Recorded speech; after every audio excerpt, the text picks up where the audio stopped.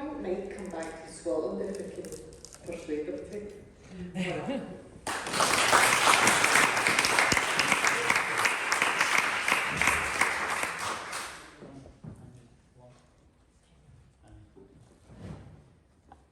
My name is Frank McDonald.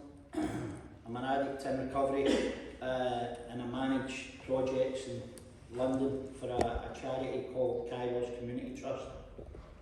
But I'll just get this out the way, right? I left Buchanan Street in 1985 with my football boots and my shin guards in my bag to the pavements of gold. And I feel as if I'm 15 again. Andy asked me to speak at 1 o'clock, right? Then the Scouser came, because he had to get back to the road, right? So I get pushed back to 3 o'clock, so I'm still sitting on the bench. And then she introduces the two best speakers at the end, you know what I mean? And my name's no on there, so I'm still sitting on the bench, right? So as you can see, our charity like a wee bit of fun as well, you know what I mean? And so for that wee boy that left Buchanan Street on the Magic Bus, funnily enough, the old Magic Bus that used to come from Castlemore, £2 to London. And the only way that I can describe it is that I set sail for hell. 2 years later, I had the pavements of gold at my feet, around a massive, massive opportunity. I walked into a toilet in a boozer in 1987, and the only way that I can describe it is that I walked out in 2004. It was like a scene for Train Spotting. So there's people, the Scouts boys spoke about drugs doing things for them. Drugs done things to me. They didn't do things for me. And my illness tell me they were working. And I had the next 17 years of my life, I never made one good decision under the influence of drugs. So that was my story, and it took me through hell, you know, prisons, homelessness, all the beautiful things that active addiction does to you. And I ended up, I get recalled. I want to thank Tricia as well. I don't know if she's still here for putting all the candles out. It took her 2 hours to put them out. Right? There's over 1,300 candles. And I believe that the reason how I got into recovery was this, and I'll just share this wee story with you and then I'll go and talk about where I work and stuff, but it's really important how you find out who I am. So for that wee boy, what happened to me, we'd done something, the progression of my illness, it was getting more reckless and reckless as we moved through the 17 years. It was never good, right? But it was getting more reckless. And me and my best mate had done something. And I went to a safe house in East London, and he came up to a scheme up the top of the road here. We had to go out of Dodge. And he had me use smack for 7 years. And he had a hat. And it killed him. My best pal at the age of 30. So one of the candles is for him. And I believe that he had to die that I would get sober. Because what happened in the course of the next couple of months until I get clean, the picture he has masked on it at the top, on that scheme, never ever left me, and I still think about it today. And what happened is they were bringing the coffin down the close. I just caught her out the corner of my eye. And it was a face of a mother going to bury her only son at the age of 30. And it traumatised me. And no matter what I put into my system after that, I could see her face, and I still see her face today. I don't even know if she's still alive. But it wasn't enough to make me stop using. And what happened was I got arrested in Walworth Road and recalled back to Wandsworth Prison with a Scottish officer, and I thank God that he was on the street that day. And this guy hated me for reasons. Absolutely, he was 100%, you know what I mean? The way that I used to talk to him, the way that I treated him, I would never have called anybody a police officer, you know what I mean? At that time, my language has changed in recovery, you know, and he was doing his job, you know, and And I went back to Wandsworth anyway. I used for 28 days and one of my pals was a red band. I said get 250 Valium across. And I used and I came out and I used for 3 days and I collapsed. And I ended up strapped to a bed in a mental institution on the 20th of June 2004. And the next day 2 members of Alcoholics Anonymous came in and carried the message to me and described the disease of addiction. And for that day to this, I've never thought about I wanted to take a drink or a drug. And I thank my God for that, you know. And that boy spoke about it, getting asked, what's wrong with you? If I had £1 for every time somebody says to me, what's wrong with you? I wouldn't be standing up here, you know what I mean? I'd be in a beach in the fucking Caribbean, you know what I mean? I didn't know. And what happened to me then was the course of that, I came out of that hospital, the members of the 12-step fellowship community started to tell me about treatment. And I thought treatment was for football players and film stars and guys that had broke their anonymity. I didn't know people like me could get treatment. And I had never claimed benefit or anything like that. The way that I lived my life, you didn't need to claim benefit. You access money for different areas, you know what I mean, that we don't need to go into. And Kairos got mentioned to me. And what happened to me, I went to that, people were saying move out of the area. So I could have went to Bournemouth, I could have went to Weymouth, I could have went anywhere in England, all these nice seaside towns. And the big guy who had started to help me in the 12-step fellowship community says, Frank, look, you could go to the moon. He said, I've seen you in active addiction. He said, you'll score on the moon. He said, because that's what you do. He said, why don't you go back to the community that you've just wrecked and try and repair it? And I thought he was mental at the time. But he was sober, he was 40 years sober at the time. And I believed him and I trusted him. And I went to Kairos community in Camberwell for my reassessment. And I was terrified. Fear that I'd never ever experienced before, because I knew all the drugs were out of my system. And I was feeling everything that was happening to me. So I was conscious. And what happened was I chapped the door at 59 Bethlem Road. We have a primary treatment centre. And a guy, one of the therapists opened the door for Burmalock. A broken nose and a tumbler mark right in his jaw. Right? Total identification, you know what I mean? And something happened. Something happened and he said, welcome. And I thought, wow, welcome. Nobody hadn't said that to me for a long, long time. I wasn't welcome anywhere. You know, and I come from a right good family up here. The only problem in my family was me. You know what I mean? They showered love on me, but it was just never enough for me as an addict that I hadn't used yet. And what happened was Ron took me in, assessed me, and I knew, and as I say, I had funding to get to treatment and stuff, and I could have went anywhere, but this, it was rough, it was ready, but there was an energy and there was a spirit within the walls, and I felt it. And I thought, this is magical. And I ended up, I'd done a 3-month treatment programme there, and what I'd done was I just fell in love with the organisation. It was a humble charity that was kind of rough and ready, you know what I mean? The founder was a priest, and we were founded as a soup kitchen. And when that treatment centre, they took it out, there was 4 homeless guys living on the tap, in the tap bit of the treatment centre, and there was no roof on it.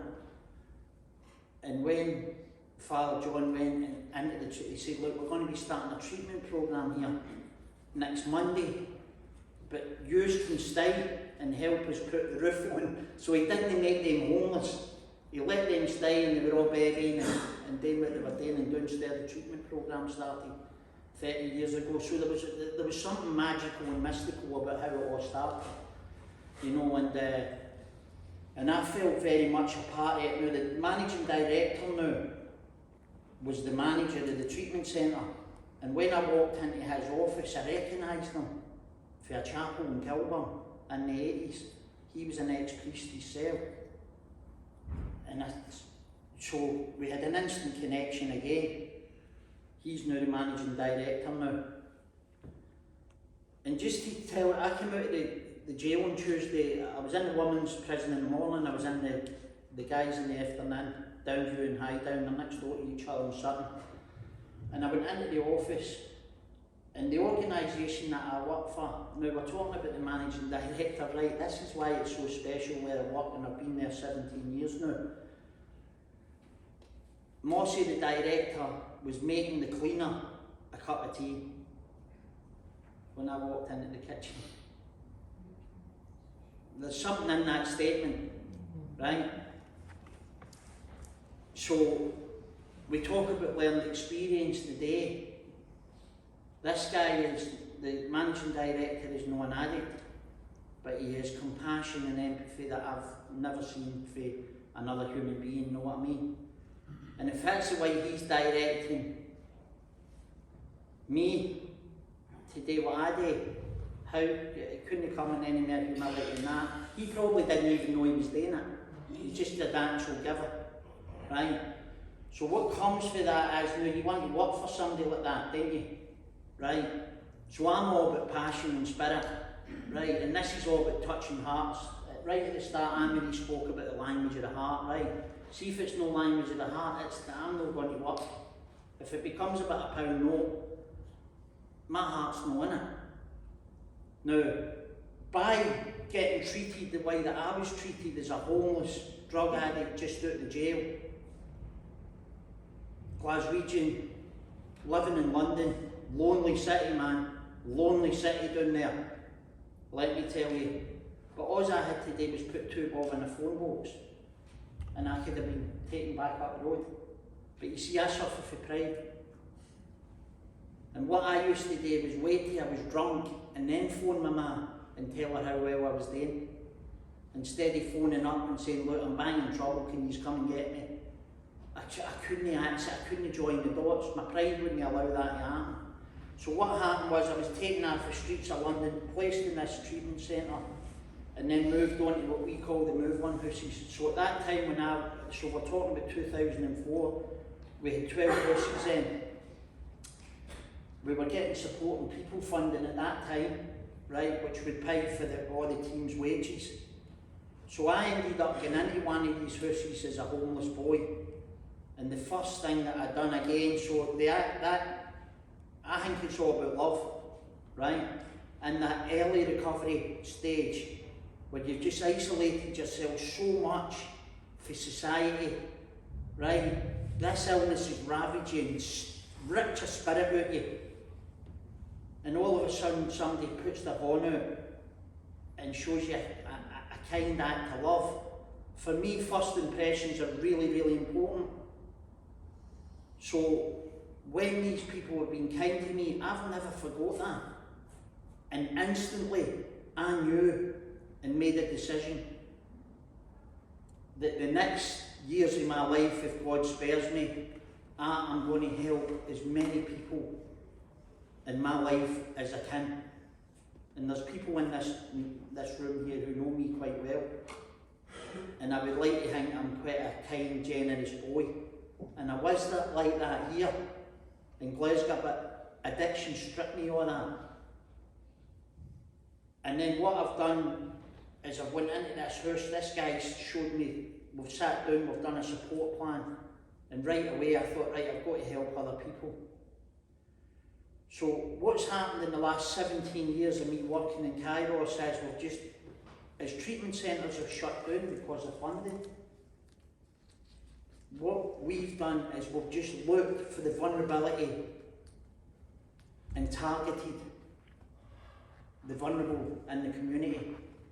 So what's happened, it's just blossomed into something quite miraculous. I just text one of the wee lassies that work with me. We're talking about learned experience here.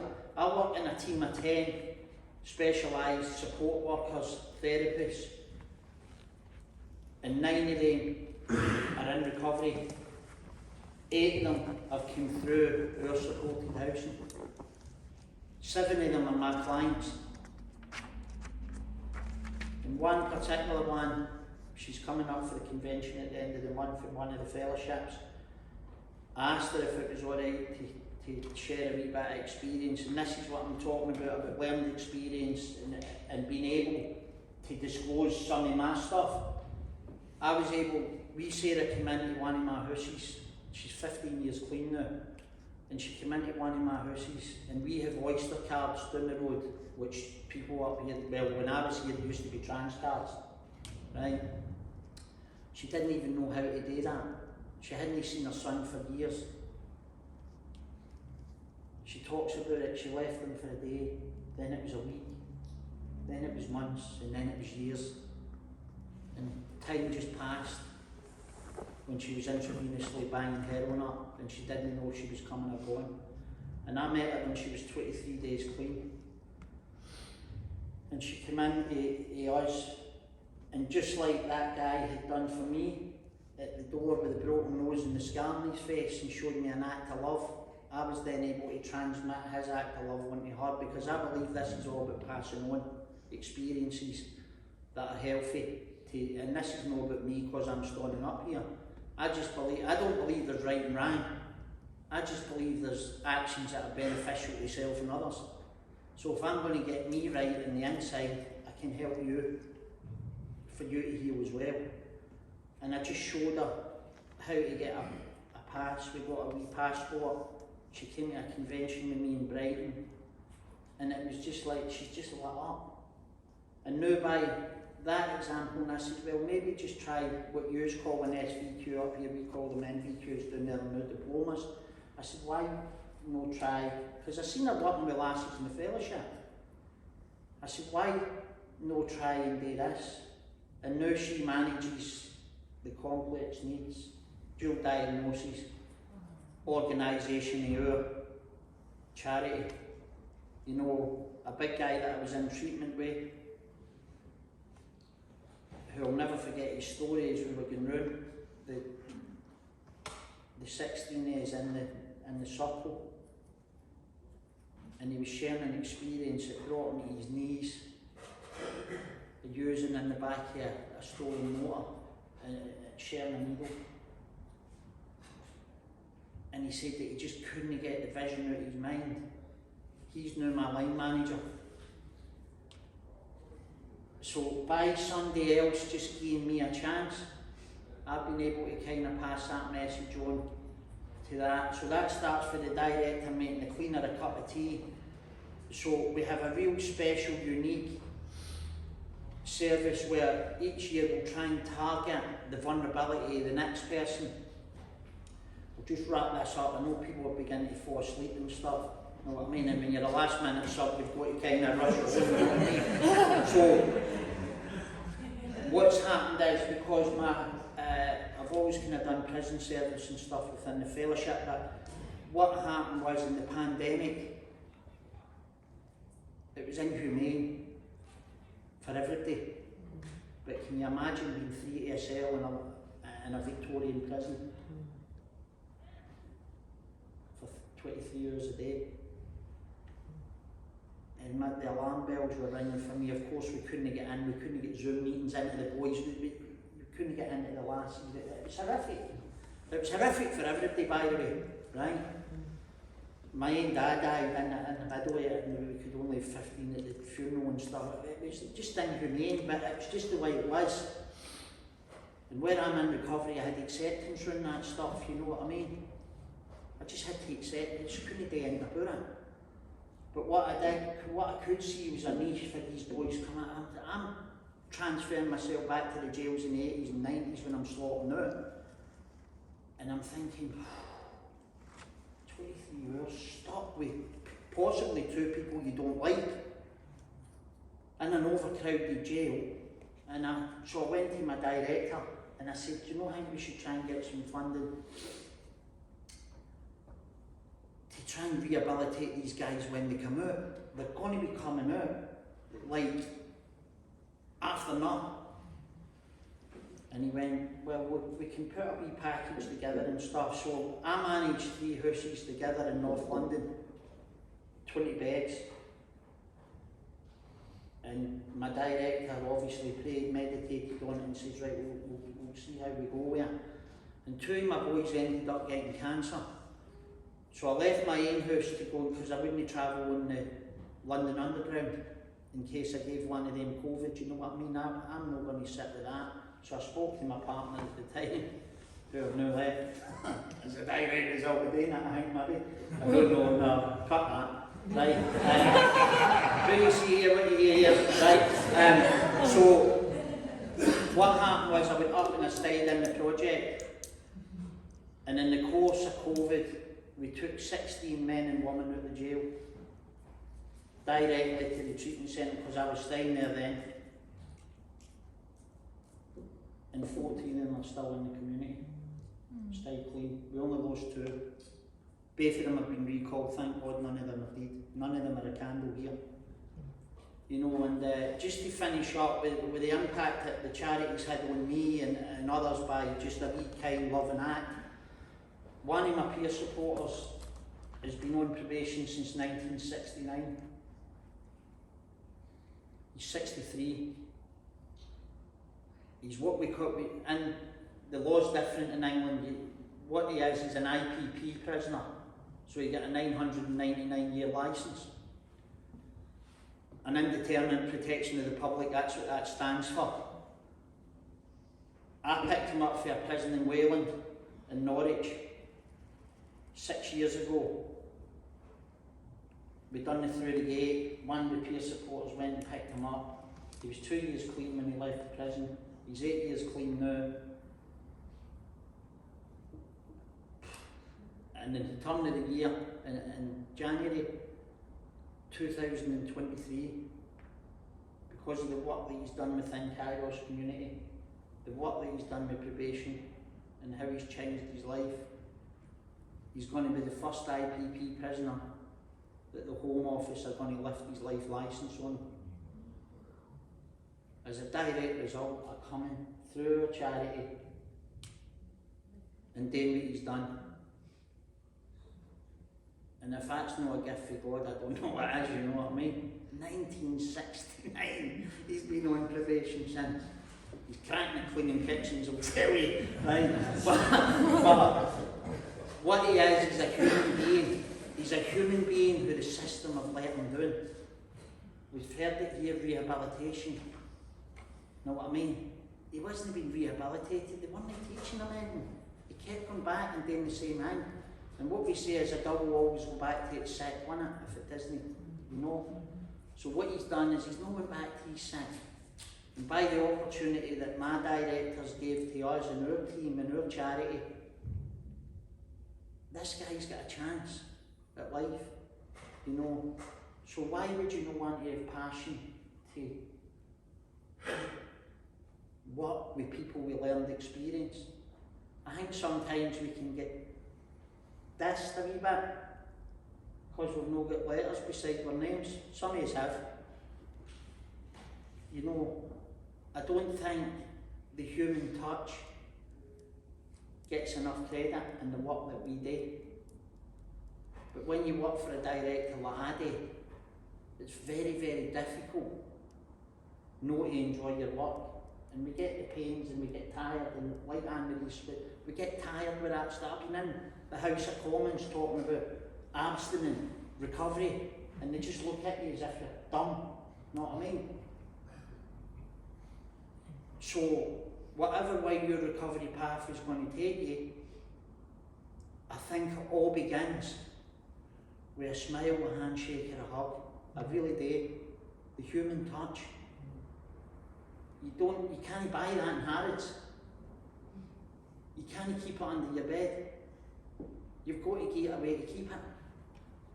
And I just feel very blessed in the position that I've been given by the power of people like yourselves giving me a chance.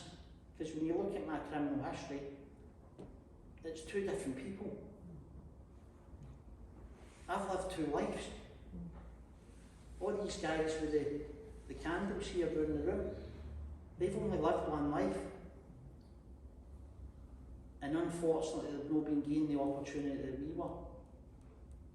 So my message for the Kairos community as a whole is, if you're struggling up here and you can't get supported housing, come to London to us. Send a referral. We take them. I've just moved a guy in that's just done 5 years in Thailand, in the jail. Somebody in NA phoned up through Prisoners Abroad. Bum, he's in one of my houses. How am I going to judge anybody?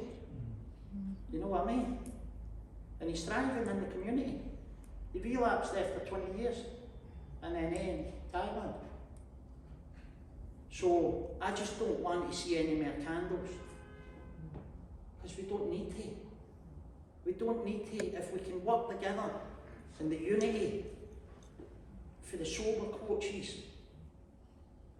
to the MPs, to the police, to the prison officers, to the Anne-Maries of the world, let's never ever forget where we come from. Never forget where we come from, man. You know, and I believe that every single person in this room, whatever your story is your story. Your trauma is your trauma. Nobody's worse than anybody else's. And in my experience in Kairos community, the worst story that I've ever heard is mine. Because I had to live it. And the worst story you ever hear is yours. Because you had to live it. So I never ever judge where high, low bottoms and all that. Trauma's trauma. You know, and God's not got a stopwatch. You know, so I hope I've kind of carried the message of Kairos today and really carried the message of humanity. That's what it's about for me, it's about humanity. This is about people's lives we're talking about here. This is not a game. We've got people dying in the streets. I'll just finish with this, Anne-Marie. I walked down Union Street last night, right? And all the kids were outside Rennie Mackintosh, and I thought, wow, what's happened to our city here? I left when I was away. And it was like that in the 80s. It's almost like walking down Union Street last night was like being in a time warp. I swear to God. And I thought about the Garden Festival in 88. I thought about the City of Culture when Nelson Mandela Square was renamed in 90. And I walked down Union Street and it was like walking in a time warp. I thought, these guys are going to be numbers. These are going to be names that we're going to be talking about and discussing today. Because people in Parliament don't recognise the drug addict as a person. That's wrong. That's wrong on all levels. You know, so I please God that our service that we run in London, I hope something happens for you, because these candles don't need to increase. And it's all because humanity, somebody gives you a piece of their heart to yours. You know what I mean? So thank you for letting me share that.